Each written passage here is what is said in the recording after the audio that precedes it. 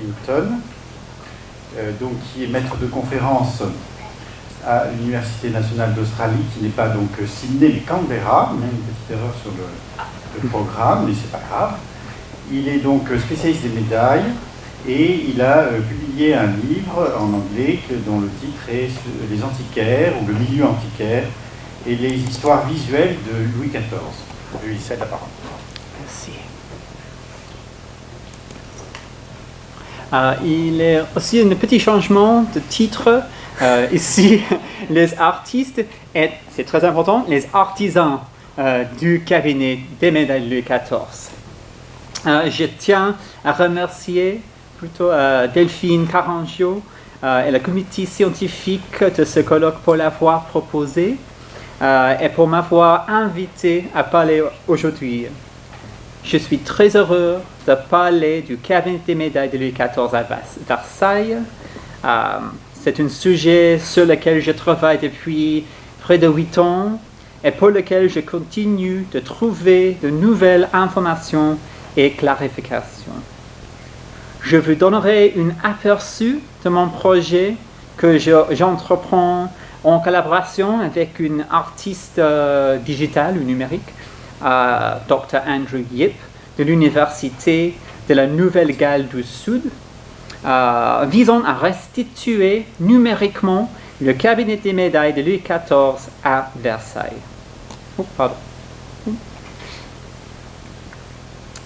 Notre projet numérique propose de faire revivre le cabinet des médailles, l'une des pièces les plus fameuses de Versailles de Louis XIV, disparue au milieu du XVIIIe siècle.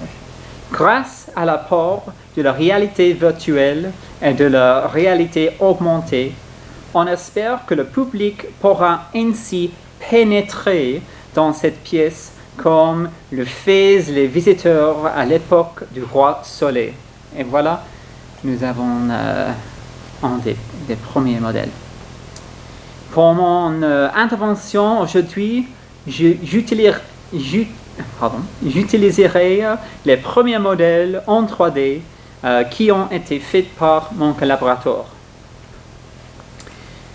Le cabinet des médailles de Versailles, aussi appelé le cabinet des raretés ou parfois le cabinet des bijoux, est un lieu de collection riche de détails, de matériaux et des objets comme peinture, sculptures antiques et modernes, vaisseaux d'agate et de cristal de roche, mobilier, pierres gravées et monnaies et médailles, bien sûr. C'était l'œuvre collective de quelques des plus grands noms des années 1680. L'architecte Jules-Audouin Mansart, le dessinateur du cabinet du roi Jean Parent Ier, le peintre Renoir, les sculpteurs Pierre Mazeline, Noël Jouvenet et Étienne Langres, et l'ébéniste aussi Alexandre Jean Oppenau. Mais il y avait beaucoup d'artisans y employés aussi, comme les charpentiers ou menuisiers, les fondeurs de bronze, les doreurs, les miroitiers, les graveurs de marqueterie et sols de parquet, les gainiers pour les détails en cuir, les orfèvres, les serruriers et beaucoup d'autres. Pour cette intervention, j'examinerai le lien entre les artistes et les artisans qui ont travaillé à la décoration et à l'ameublement de cette salle de collection pour montrer comment le style versaillais a été mis en service du cadrage de la collection royale. Ce colloque nous invite, je cite, à explorer la position de l'artiste employé par les souverains et les princes dans la construction des collections. Jusqu'à présent, les historiens du cabinet des médailles ont suivi l'architecte suédois Nicodème Tessin, qui nous a laissé l'une des plus importantes descriptions du cabinet des médailles en nommant Jean Parent Ier dessinateur. Mais il y a peu de preuves de l'appui de cette affirmation. Donc, Selon la tradition, pendant les années 80 jusqu'à sa mort, c'était le premier peintre du roi Charles Brun qui avait été le responsable du style versaillais. Mais nous, les experts de cette période, savons bien que le design du château préféré du roi Soleil était un processus le plus bureaucratique. Le surintendant des bâtiments, avec l'avis de sa petite académie et le petit conseil du roi, et le roi lui-même peut-être, a choisi tout le thème de décoration du château. Mon but aujourd'hui est de montrer que, comme le style versaillais, ce n'était pas juste un artiste employé par le roi Soleil pour désigner son cabinet de médailles, mais de nombreux des artistes et artisans qui ont fabriqué cet espace en collectif. Le cabinet des médailles de Versailles était l'un des plus importants espaces de collection pour Louis XIV. On sait que, dans les premières années suivant son installation, le roi s'y retrouvait souvent avec ses antiquaires qui organisent la précieuse collection des monnaies et de médailles. Et je cite le récit de Claude Monet, l'un des antiquaires. Je cite. « Pendant qu'on arrangeait ces médailles dans les tablettes, le roi prenait à venir presque tous les jours, aux sorties de la messe, jusqu'au dîner, en ses cabinets, pour les voir accommoder, les médailles, c'est ça, témoigner qu'il y avait d'autant plus de satisfaction qu'il y a trouvé toujours quelque chose à apprendre. Ce récit est remarquable car c'est l'un des rares exemples où le roi s'engage dans son immense collection d'œuvres d'art. Pour montrer tous les artistes et les artisans et les arts et métiers divers employés pour le cadrage de cette partie de la collection royale, je vais donner une description de le cabinet des médailles et quand c'est possible, je vais nommer les artisans qui ont fait chaque élément. Selon les explications contemporaines par l'architecte suédois Nicodème Tessin et par Jean-François Philippien Desavaux, le fils du plus célèbre historiographe du bâtiment du roi, André Philippien, je vais essayer de reconstruire cet espace de collection incroyable. Nous avons la chance d'avoir préservé beaucoup de détails du travail pour cette salle perdue dans le Compte des bâtiments du roi publié par Jules Giffray à la fin du 19e, début du 20e siècle. D'après ces archives, je suis les études publiées par Thierry Salmon, Stéphane Castelluccio et Alfred et Jean-Marie. Comme je l'ai déjà dit, la description faite par l'architecte suédois Nicodème Tessin en 1686 est l'une des plus importantes sources pour le cabinet des médailles. Dans sa lettre, Tessin nous donne une description assez détaillée de la salle et de son contenu. Voilà. En plus, il a laissé une parmi les deux élévations qui sont connues de la salle. Ainsi, qu'un autre plan qui montre les petites étagères en forme de coquille Saint-Jacques. Lobées, ça c'est. Voilà.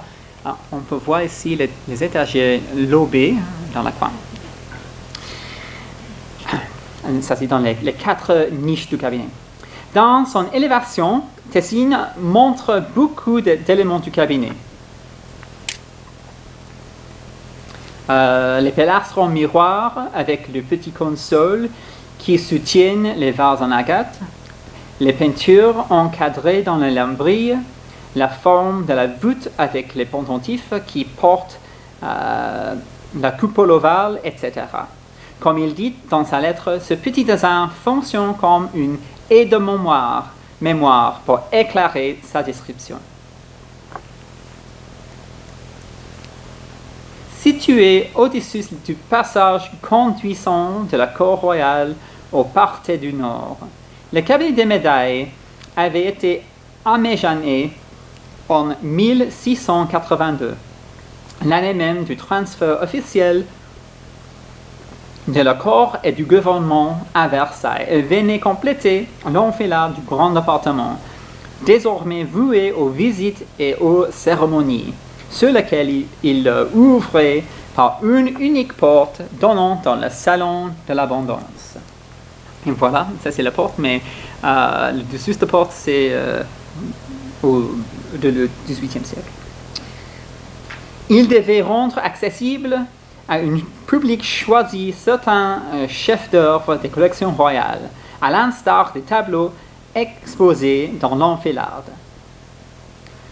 Toutes les parois, y compris l'atablement de la corniche, étaient couvertes de miroirs fabriqués à la manufacture royale des glaces et des miroirs, à l'exception de 2 panneaux de côté, où étaient encastrés par 3 des peintures de petit format.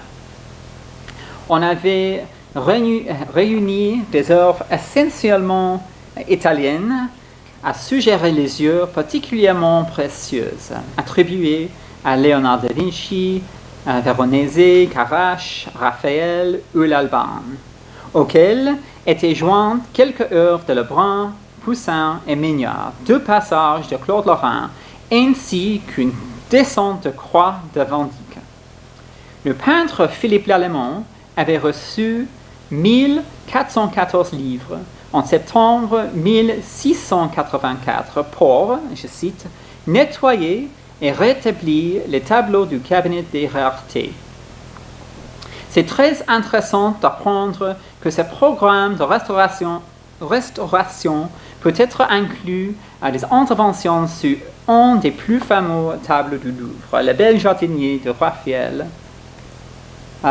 Vous voyez ici notre modèle pour indiquer où se trouvait peut-être le Raphaël. Les panneaux de miroirs autour des tableaux, qui avaient été fournis par le miroitier royal Claude Briot, servaient à la présentation des vases en pierre dure. Il y avait, et je cite Philibien des Avaux, une quantité de vases de jade, agate, de jaspe, de cornaline, d'onyx, de chalcédoine, d'héliotrope, de primes d'émeraude, d'améthyste et divers autres pierres orientales, placées sur plus de 100 consoles. Mon collaborateur a fait les petits consoles ici dans les pilastres miroirs pour montrer comment. Alors que les 4 niches d'angle en demi-octogone garnies de gradins contenaient un très grand nombre de statues, de figures, de bustes, des vases et de cassolettes. Oh, alors, ça c'est les agates. Et je montre ici... voilà. Je montre ici, ça c'est une esquisse pour le petit galerie ou la galerie Mignard qui montre une composition comparative avec plusieurs consoles accrochées sur le mur en miroir et sur le pilastre en miroir. Et je pense que ça c'est proche de ce qui était le cabinet des médailles. Voilà. Et voilà, vous avez les angles avec le demi-octogone garni, Tessine avait désigné les gradins dans sa lettre ici. Je montre aussi. Effectivement, des étagères sont lobées en forme de coquille Saint-Jacques. Les très riches cheminées de marbre vert d'Égypte au décor de bronze doré, et je cite, avec une moufle du lion tenant un anneau auquel pondent une chute de feuilles et graines, servait du piédestal à la nef d'or de Louis XIV. Maintenant perdu, mais illustré dans la voûte du Salon de l'Abondance. Il y a beaucoup de comtes pour la dorure qui ont travaillé dans le cabinet des médailles. Monsieur Dupré, nous n'avons pas son prénom, Antoine Robillard, Guillaume Desosiers, Pierre Le Nègre, par exemple. Le dernier était payé, et je cite, pour avoir relevé les ornements de cuivre doré, de la cheminée du cabinet de rareté, les avoir redorés où il était être nécessaire, mis en couleur et reposés.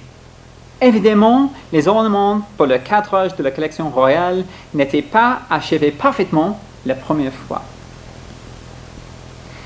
Des statues d'argent ornaient principalement les 4 niches et les dessus de 12 cabinets à hauteur d'appui, à côté des statues antiques de marbre blanc et les statues de bronze. Des vases de porphyre et d'alabâtre complétaient le décor.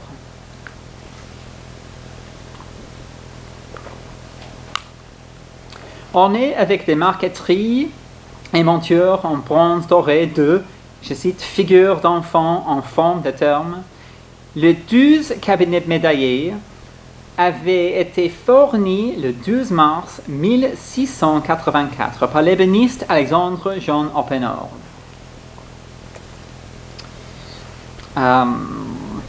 Il était garni des tablettes gainées de Moroccan rouge, faites par le gainier ordinaire du roi Louis de Boncoeur pour ranger les médailles de Sa Majesté. Jusqu'à récemment, on pensait que les meubles du cabinet des médailles de Louis XIV avaient été perdus. Cependant, en 1999, l'un des médaillés fait pour le coin de la pièce a été mis en vente chez Sotheby's à Monte-Carlo. Ce médaillé a été vendu à un collectionneur privé.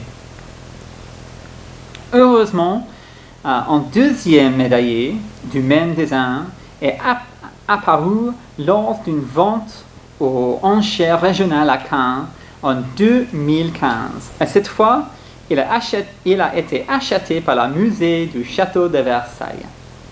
Ce médaillé est plus complet que l'exemple vendu à Monte-Carlo.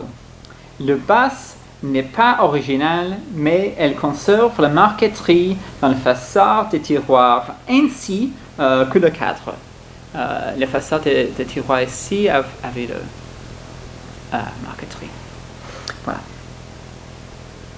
Ce qui subsiste aujourd'hui est un aménagement intérieur, ce qui explique son manque de décoration sur toutes les façades, à l'exception de la façade principale, qui aurait été exposée lors de l'ouverture des portes du meuble.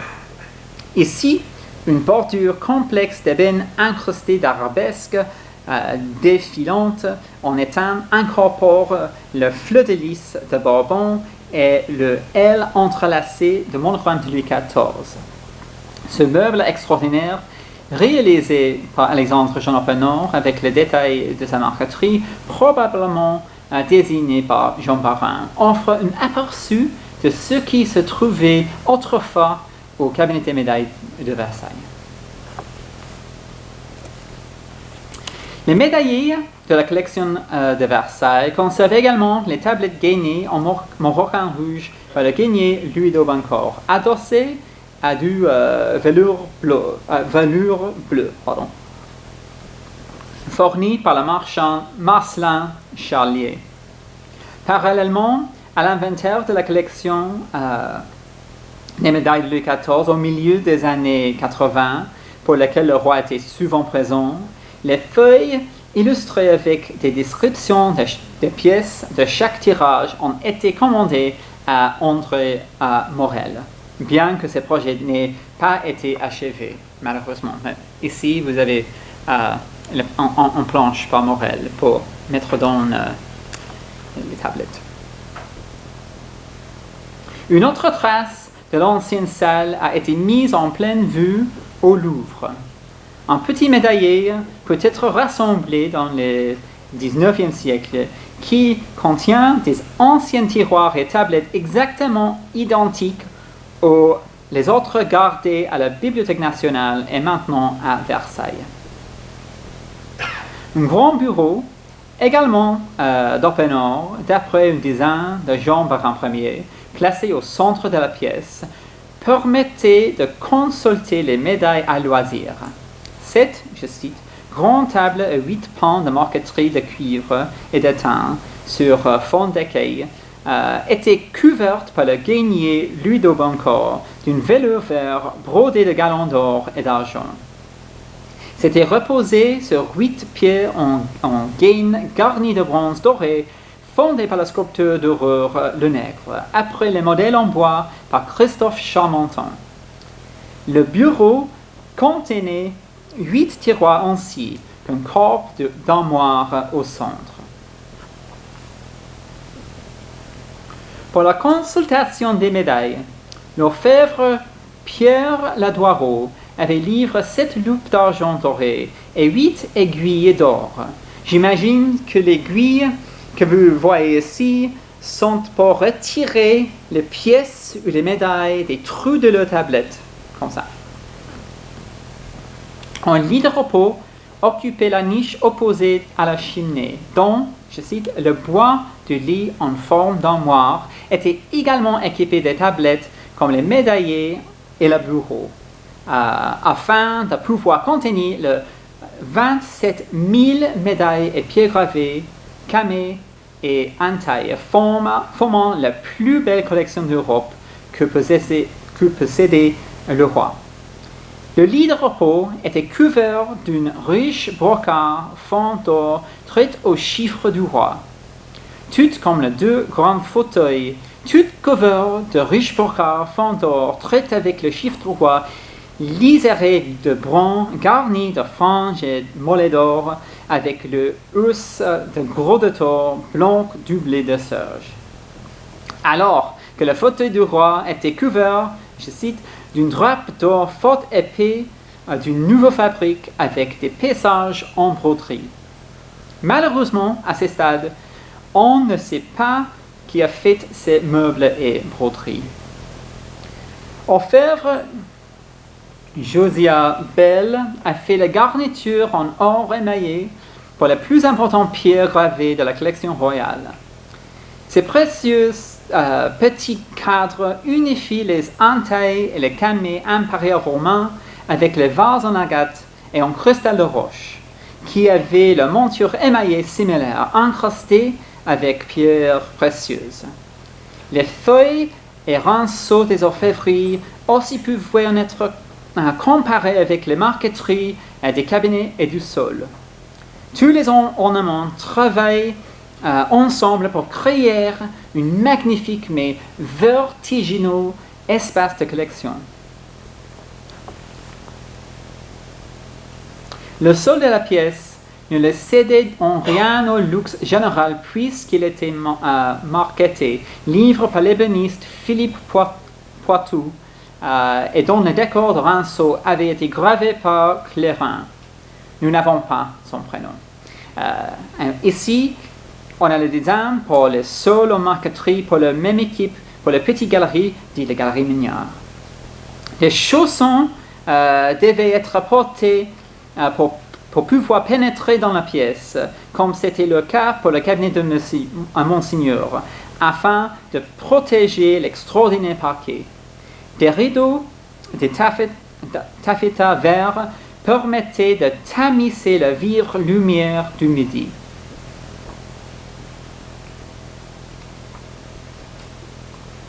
Au plan octagonal, le volume de la pièce était coiffé d'une coupole ovale éclairée par un oculus au droit de la fenêtre, posé sur une haute voussure.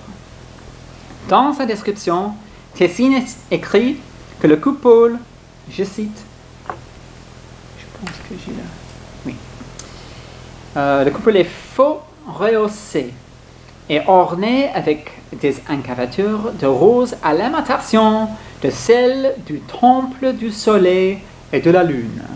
Je pense que le temple du soleil et de la lune, c'est vraiment le temple de Vénus. On n'est pas certain si ce dessin était réalisé en vrai relief de stuc ou s'il était peint en trompe-l'œil. Peut-être la décoration de la coupole était proche de la coupole de la chambre de la reine de Versailles.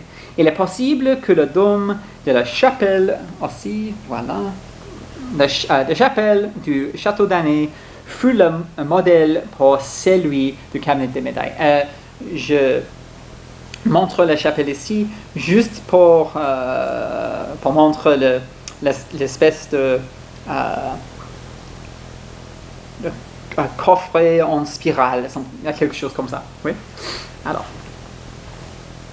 un coffre en spirale. Les voussures sur le dôme contenaient l'essentiel du décor peint et sculpté de la pièce, dû à René Huas, Pierre Masline, Jean Juvenet et Étienne Angre, tenant des festons de fleurs encadrés de fausses baies, et dans le pendentif, des enfants assis sur des trophées d'armes soutenaient quatre cadres ovales contenant les peintures en cameo de Vénus et la mort, l'abondance, la magnificence et la symétrie, exaltant les qualités de la collection comme du souverain. Des enfants peints en cameo complétaient le décor de la voussure, alors que 3 amants figuraient à la coupole sur un fond coffret bleu et doré. Pour garder contre les vols, les serruriers François Desustres, Michel Asté, Pierre Roger, Monsieur Maguin et Monsieur Devé étaient payés pour divers ouvrages de serrurerie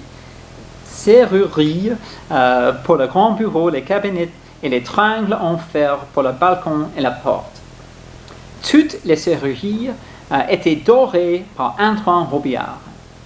En conclusion, le cabinet des médailles Louis XIV à Versailles n'était pas un phénomène unique.